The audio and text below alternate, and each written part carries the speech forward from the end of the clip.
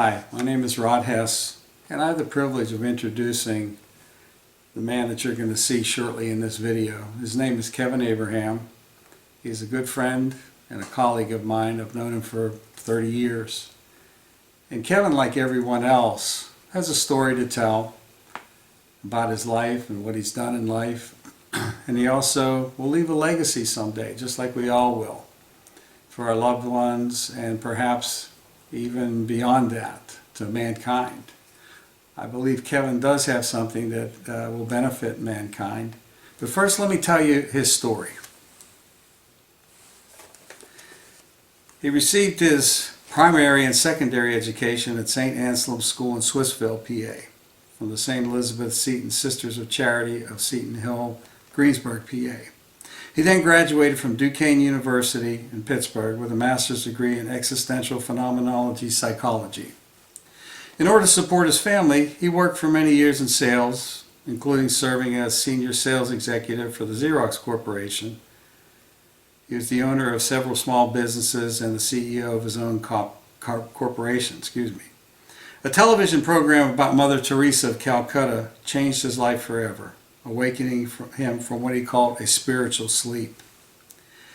It was her devotion to the poor and his background in psychology that made him wonder about the essence of pure love from a philosophical and a psychological perspective. He concluded that the world's problems could be traced back to the lack of understanding about love in general and the unwillingness to implement it consistently on a worldwide daily basis. After 5 years of extensive research, Abraham wrote Agape, a book that explains in simple human terms what love is. He has since refined Agape and produced a second edition entitled What is Love? Abraham also is the author of Nana's Love Bread, an illustrated book for children to help them understand the meaning of love, and a technical text on how to control the killer bees. And he's also written some poems, which he also incorporates into his literary works. Kevin is married, is the father of 7, and the grandfather of 7.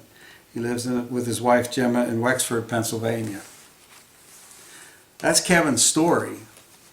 And what I believe will be his legacy to not only his family, friends, and loved ones, but more importantly to mankind, is his book, What is Love? So what he has done is studied the question, what is love? And if you ask 10 people that question, you'll come up with probably 10 different answers, because everybody sees love according to the perspective of what they learned or what they experienced.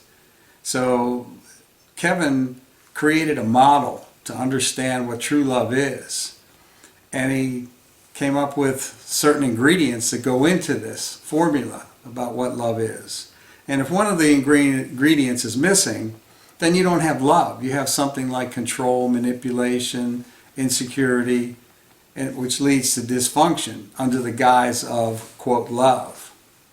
So within his model, he has created something that can be universally applied everywhere, because if we don't really understand what love is, then it'll be something else, something potentially dysfunctional and hurtful.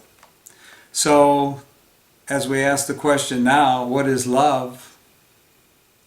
We can find that out and just hear it from the author himself, Kevin Abraham.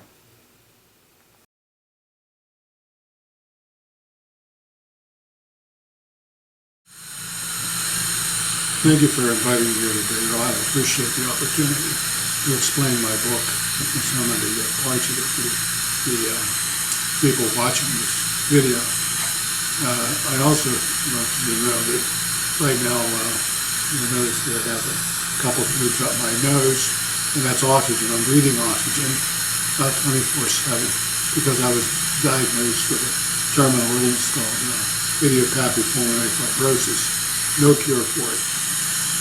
So it's progressive, and I'm at the end stage of it right now. Unfortunately, that's the way it is. So doing this interview, and you might see me stuttering a little bit or having a hard time expressing myself. But if that happens, I appreciate your understanding and your patience. Thank you very much.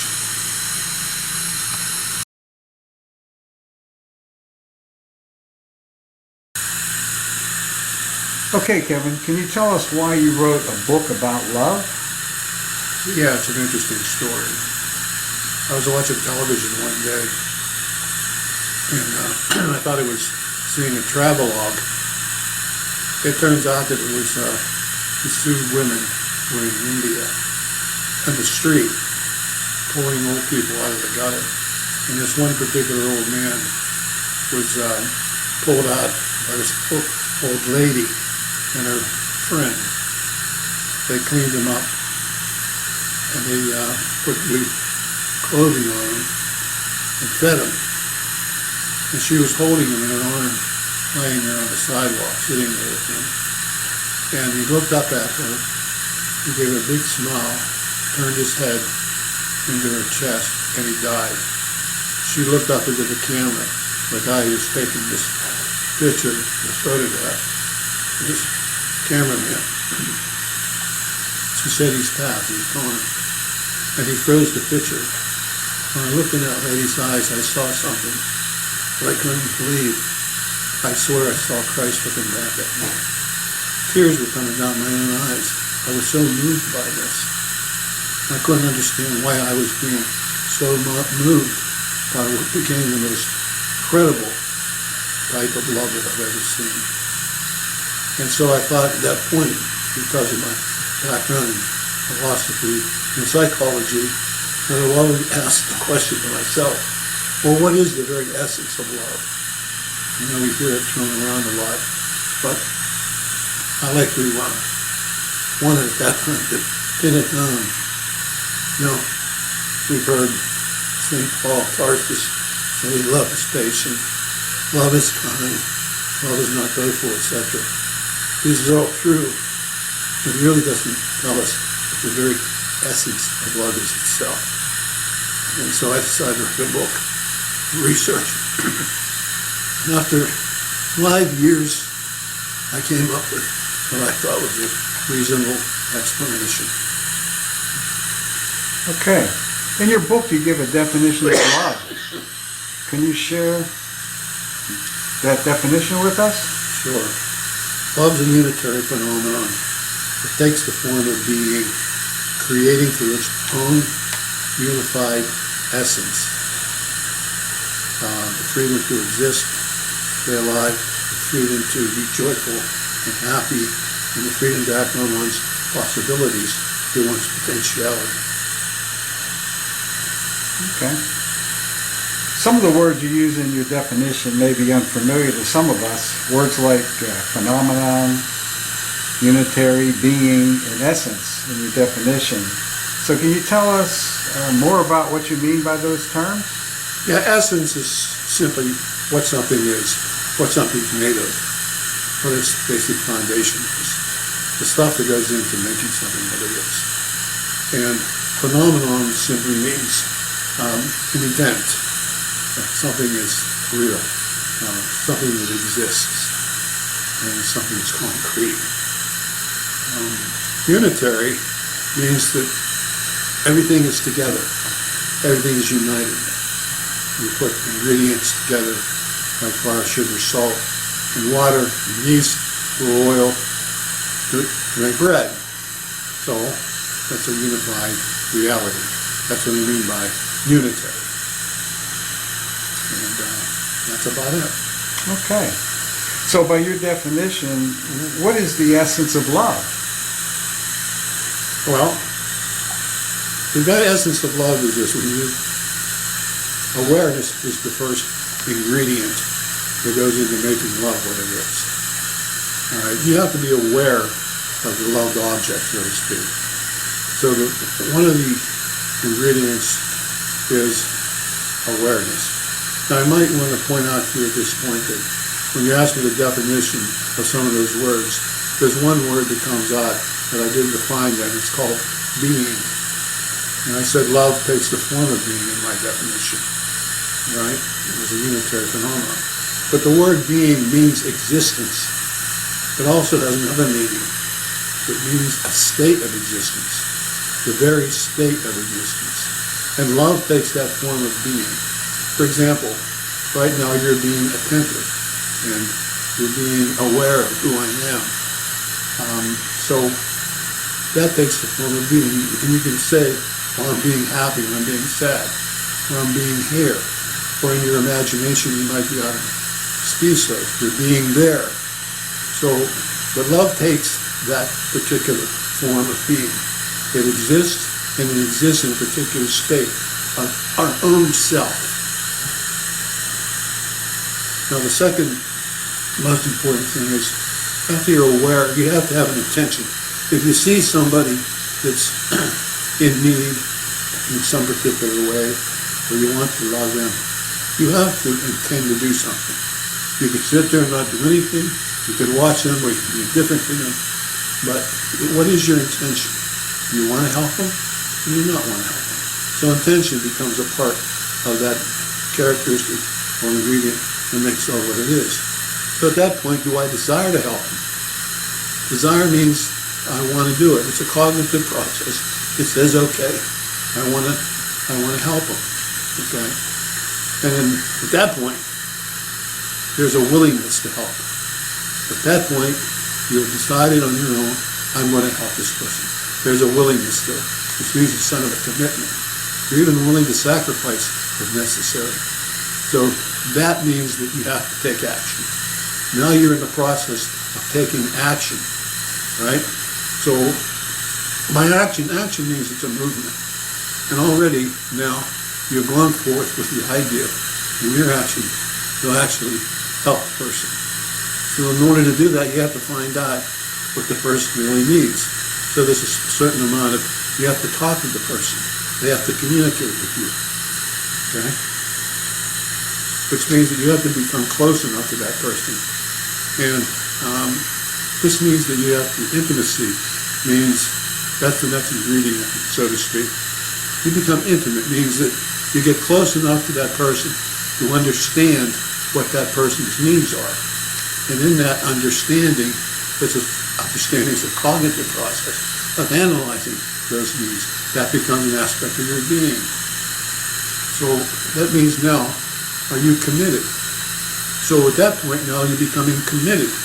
You have an understanding of that person, and in that understanding, you become committed to that movement, that action. I'm going to stay, I'm going to help that person. I'm committed, and I'm willing to sacrifice. You see how they're all interconnected right there.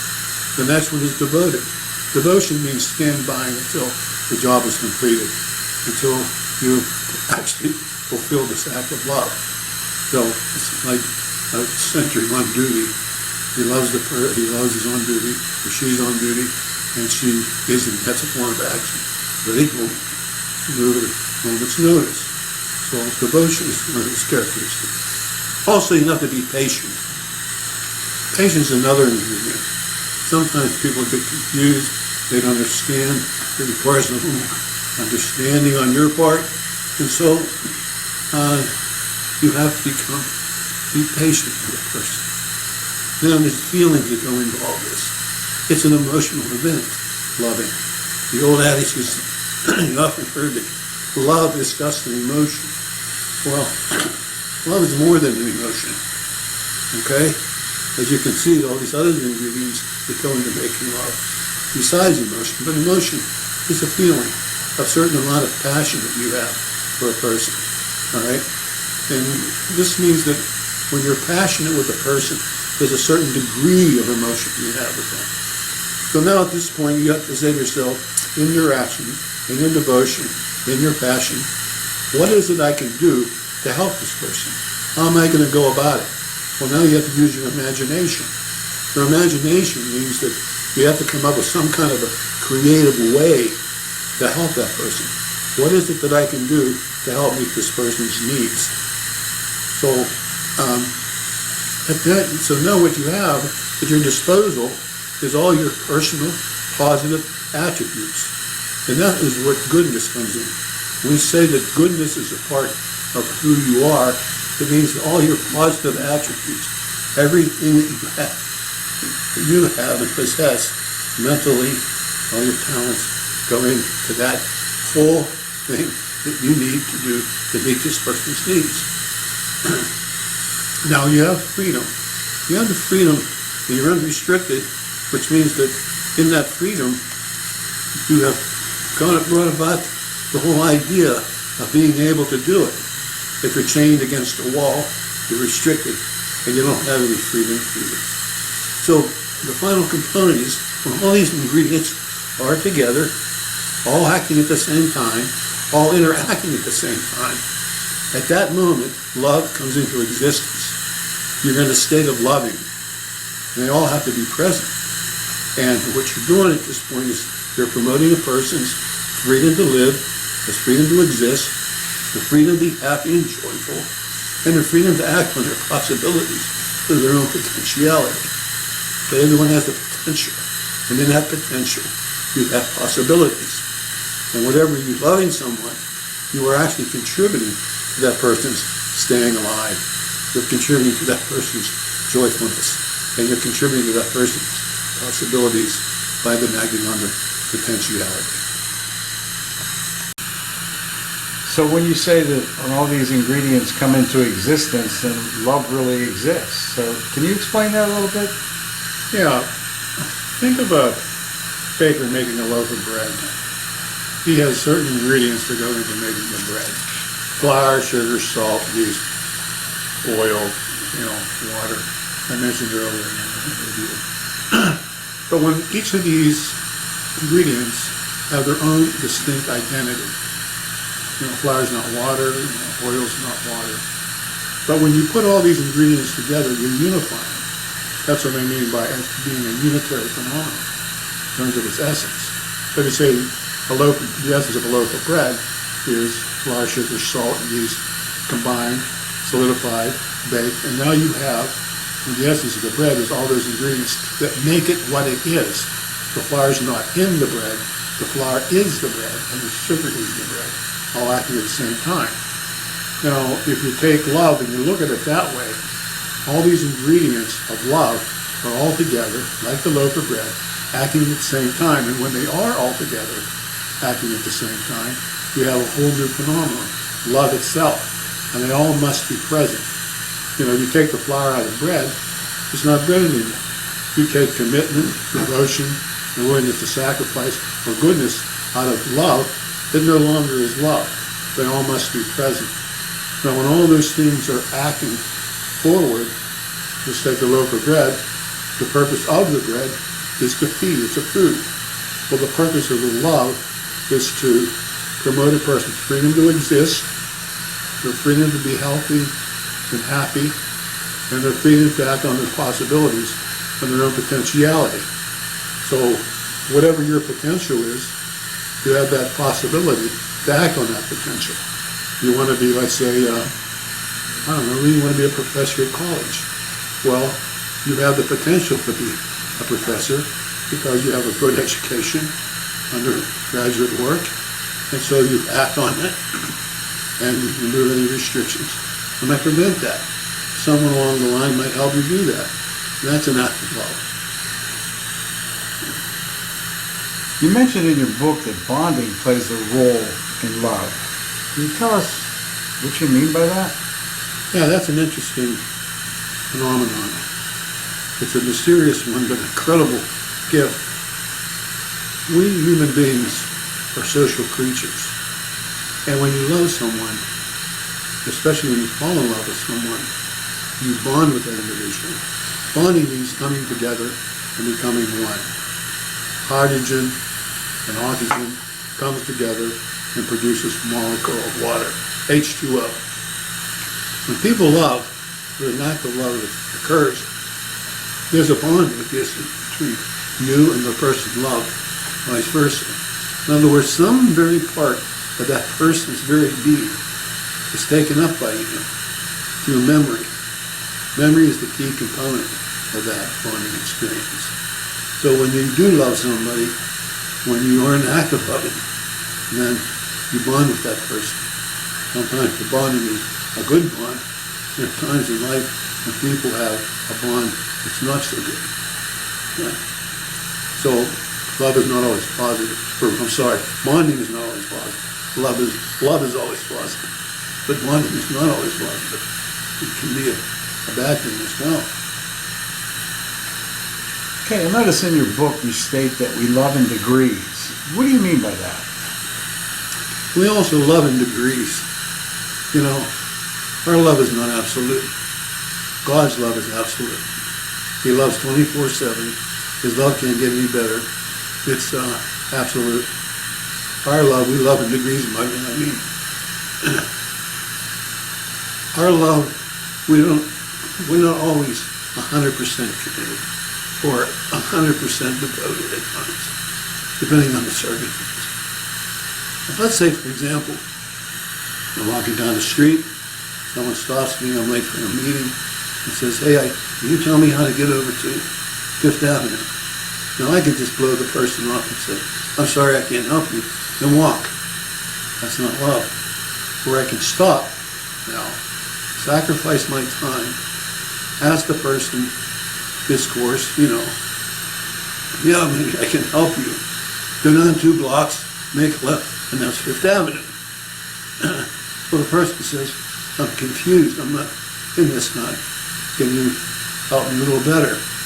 You look at your watch and say, yeah, come on with me, follow me. I'll go down with you. That's a different degree of love. Now you're making a greater sacrifice. So that is a different degree of love. Every one of those components that make love what it is can be made in certain degrees. By that I mean, love can be just a moment of a few seconds, a few minutes, or an hour and a half, or forever. That's what I mean by different degrees of love. Okay. We've heard the expression that there are different kinds of love. Does that differ in any way from your explanation of what love is?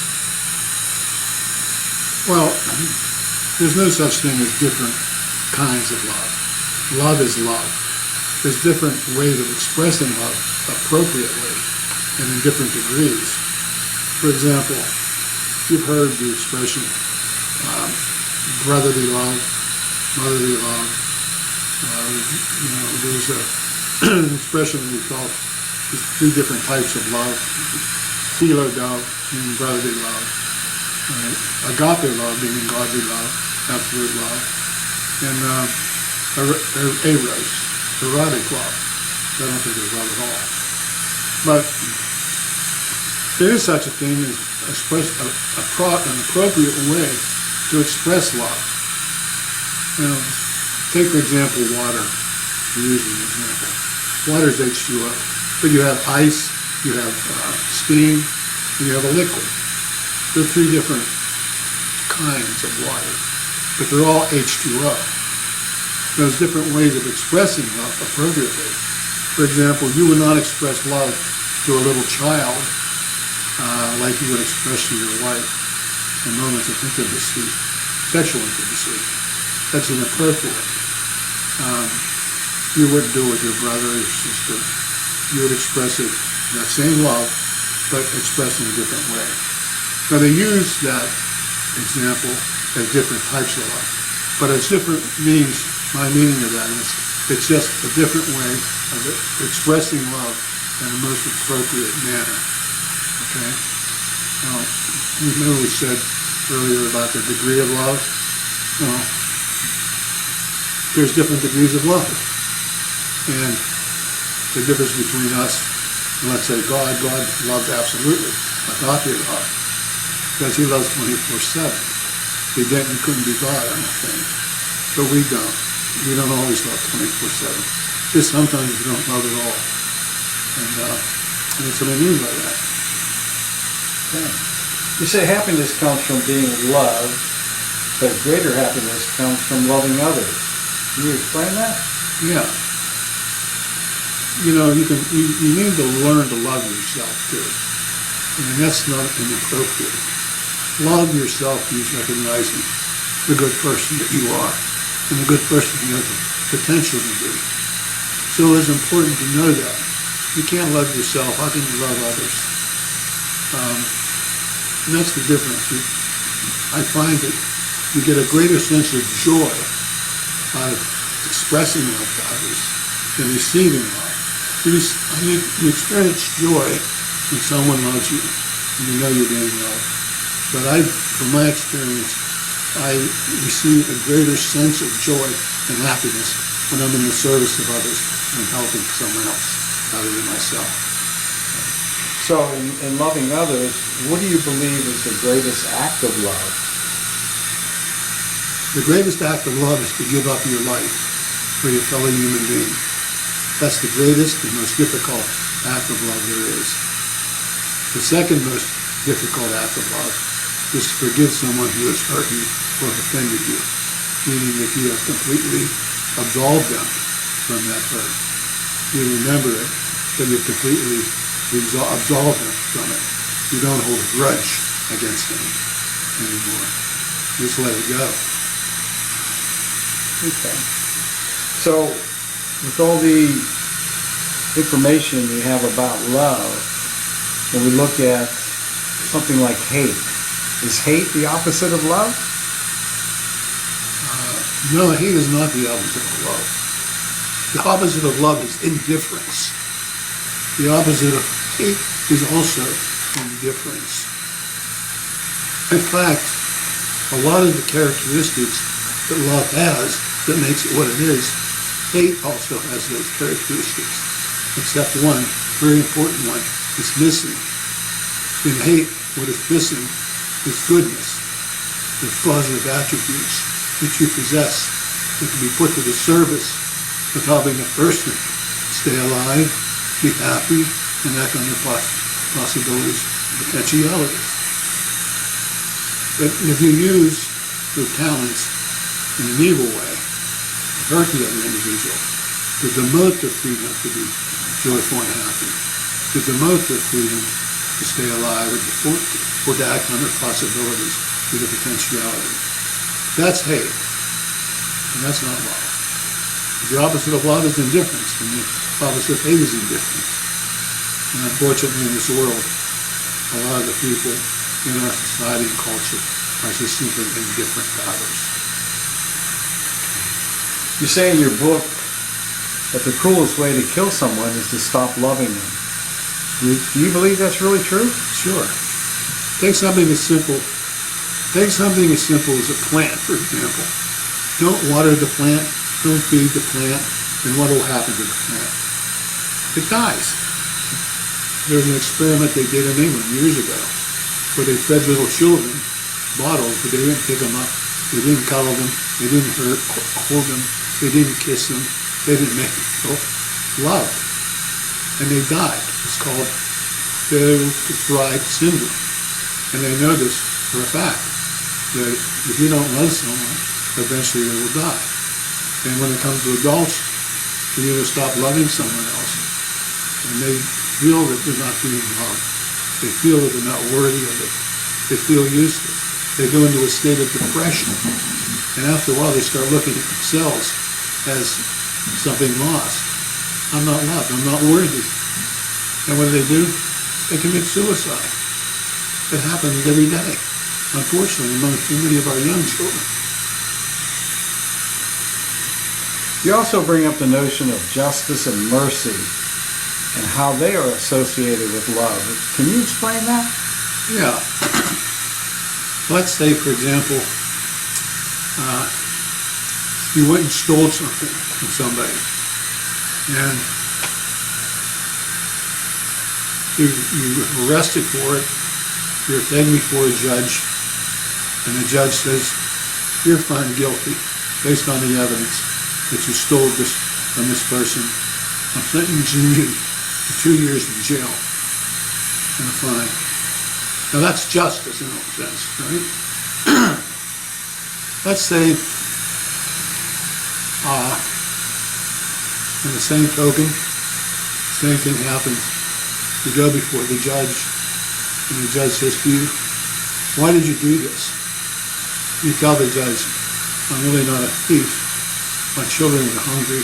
My wife was hungry. It was cold, and I didn't have anything else I could do. I was desperate.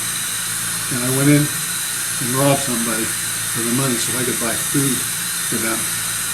I did it. I was wrong.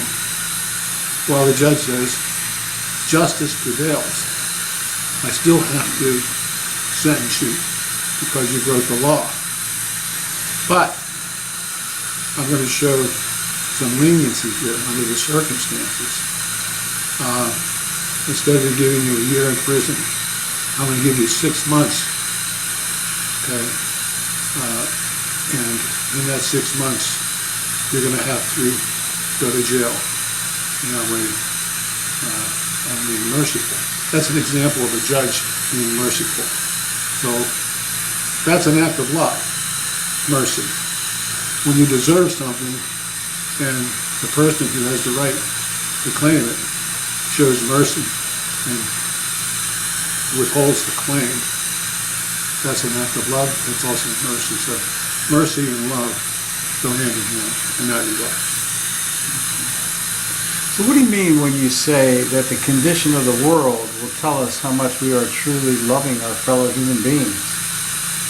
Well, just take a look around you. Look at the news. There's wars everywhere. The Ukraine is being leveled by Russia. Innocent men and women and children are being slaughtered. Why? There is drugs going on all over the world. Kids are taking drugs. Adults are taking drugs. We're becoming a drug nation. Millions of dollars are being made that way through the distribution of illicit drugs. The world's in a bad shape because it becomes a greedy, materialistic world we're living in. It becomes a loveless world we're living in. There's no love in the world anymore. And this is the reason why the world is in such bad shape. There's just no love anymore. And when that love goes away and becomes more diluted in the culture, then there's the evidence. People become greedy, materialistic, they hurt, they kill, they maim. It's a selfish way to be. It's the greatest disease there is. In fact, I'd like to quote something from Mother Teresa right now, if I may. Okay? The biggest disease today is not leprosy or tuberculosis, but rather the feeling of being unwanted, uncared for, and deserted by everybody. The greatest evil in it is the lack of love and charity, the terrible indifference towards one's neighbors. If we really want to love others, we begin to love one another in our home. And so from here, from our own home, love will spread to my neighbor, and then into the streets where I live, and then into the town where I live, and then into the whole world. And when that happens, the whole world will be at peace.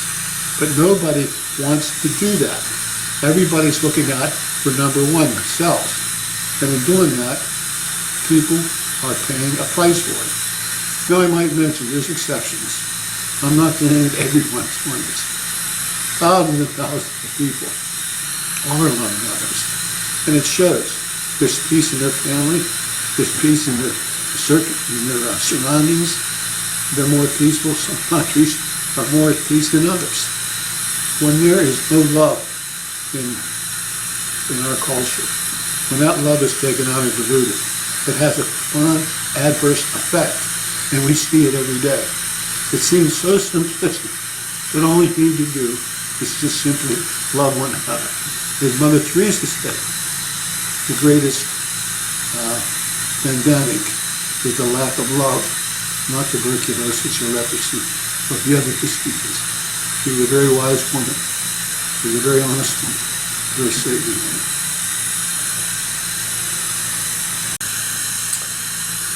Okay, and the last chapter of your book addresses the question, is God love?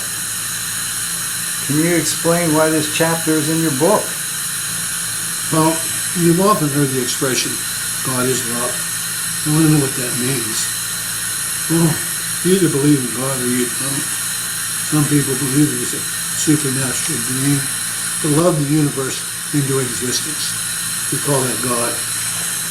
Some believe that happened on its own, that the nature of the universe all began with the moment of the Big Bang, and through trial and error, we human beings came into existence. Some people believe that too. I don't believe it. Now, we've had a number of theologians, philosophers, that offer different proof of the existence of God. Aquinas, Thomas Aquinas, offered 5 proofs of God. Anselm offered 1 proof of God. The Protestant William Paley offered another proof of God. And the Muslims called the Kalam argument, religious discussion about the existence of God, made a very interesting assumption. They believe that if time is infinite, if you went back in time infinitely, you could never come back at the present because you'd still be going back in time. So they believe that that's proof that time had to have a beginning to live in the present now, which means that someone had to start time. And their explanation is Allah, or God, as we say, or Jehovah, started time. And that was the moment of the Big Bang for us. Time and space was created, along with all the other material things in the world. Now, some people believe in evolution. Others believe that evolution is just another way of saying it was God's divine plan to make it happen like this. And it may be true. And I want to start that. God is love anyway. God exists. He has to be absolute love. Love 24/7. That would be the nature and characteristic of God. Now, I don't understand, nor do I pretend to explain God in its complete essence. I'm not capable of doing that. But I do know one aspect of his essence would have to be love. That's why I put it in the book, and I addressed the notion of God in the book. And I offer the different proofs of God in the book with other theologians like Aquinas and so on. But I'll say this, I have my own proof of God. And when I said earlier, potentiality precedes actuality. Something can't exist unless its potential has to exist first. Love could not exist unless its potential exists first. And that potential had to begin at the moment of the Big Bang. Love in its essence had to exist at that moment. Otherwise, the possibility of love couldn't come into existence. And my proof of God is that the only one who could possibly have that characteristics would be a supernatural being. We call God. He had to not only be the potential love, he had to be love. And we say God is love because in his own being, he loves 24/7 non-stop. That's why we can say an aspect of his very essence is love. Well, that concludes our interview. I appreciate you being there, and I'd like to leave one final message for the people that are watching this. There are 2 different types of people, I think, when they're presenting something. One will look at it and they'll say, heard it, seen it, not interested. And then the other part, I will say, this is interesting. I think I can get something out of this. I'm going to take it serious, and I'm going to look into it deeper. It's your choice. And I know that what I've said is true. That, like Mother Teresa said, that the greatest disease is not leprosy or tuberculosis. It's the lack of love in our culture. It begins with you. It begins with loving your husband, your wife, your child, your friend, the next door neighbor. And then hopefully that spills out into the neighborhood, and then hopefully it goes on from there to the whole world. But I can tell you this, if these times right now keep going on, keep occurring, the bloodshed, the drugs, the materialism that exists in the world, if it doesn't stop, our whole civilization is going to crumble. Not just our countries, but in the whole world. It's happening everywhere. You and me and everyone else are the only one that can prevent it. And it all starts with an attitude right now with you, with each individual. You either choose to love or you choose not to love. If you choose not to love, you bring that upon yourself. Anything that goes with it, most of it's negative. But if you choose to love, then you will find yourself in a positive state of mind. I can promise you this: if you love and you're consistent about love, loving others, in service of others, good things will happen to you. I promise you that. It's because that's the very nature of the way we were created in the first place. We were all created to be lovers, not haters. But we have a free will. We can hate. We can be indifferent to others. We can do all this.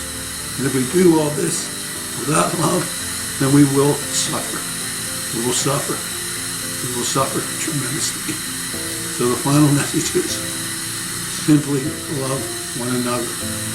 Simply love one another.